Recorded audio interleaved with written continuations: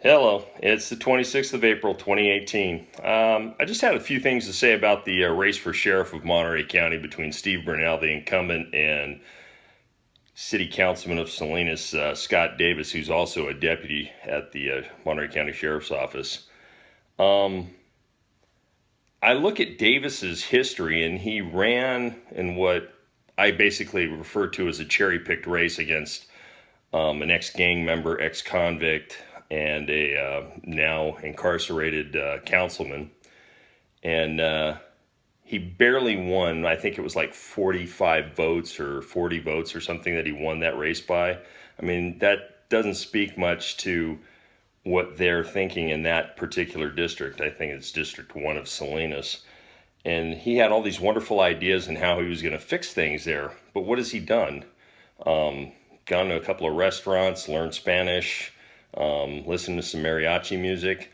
I don't see what he's done other than vote for sanctuary city status. And he asked a couple questions about government funding. I watched some of the city council videos that are available online.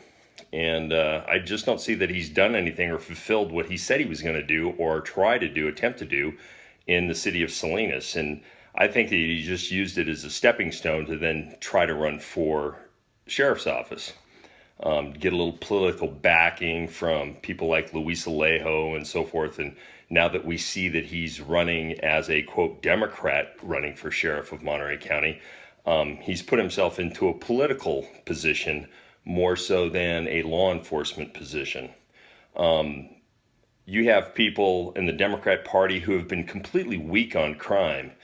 They've gotten things put on, initiatives put on the ballot that have lessened the severity of crimes, so people aren't staying in jail for things that they used to stay in jail for. I see people shooting up heroin on the street on a daily basis in Salinas. I see it in Monterey. I see it all over the place. You got vagrancy issues. You got homelessness issues. You had the Democrats such as Jane Parker and Luis Alejo and that band at the Board of Supervisors wanting to allow the people to stay longer on Lapis Road, make it like a permanent place for them to live. And then they finally, with all the garbage that they were faced with having to do something about it because of the sanitation issues and so forth. This is who Scott Davis has hitched his wagon to, essentially. He thinks because if he has this political backing, he's going to get a number of people that are just going to vote for him, not knowing who he is, just because it says Democrat on it, because that's the stupidity of most modern voters. Not all, but especially on that side of the fence. You see a lot of people will just vote because it's a Democrat. No idea what the person stands for, what they represent, nothing. But that's a way for him to get votes, and I'm sure his campaign managers push that. But in the long run, the Democrats in the state of California have been weak on crime, and I don't see how that's going to change. If Davis says that he wants more funding for the sheriff's office, I could damn well guarantee that it's not going to be for upstaffing the patrol division as much as it would be putting money in the pockets of the people that are already there and more benefits for the guys at the sheriff's department. I understand there's people there that's what they think they need to do, but out here in the real world, the average guy, average Americans making $50,000 a year, not pulling down $200,000 with benefits packages and everything else that goes with it, like someone like Dan Mitchell is. If you pull up Transparent California, you start looking at what people are making at the SO, and you just have to scratch your head and go, you wonder why there's a multi-million-dollar budget shortfall in Monterey County? You look at the health department and people buying $15,000 desks, and mismanaging the CSA 74 funds.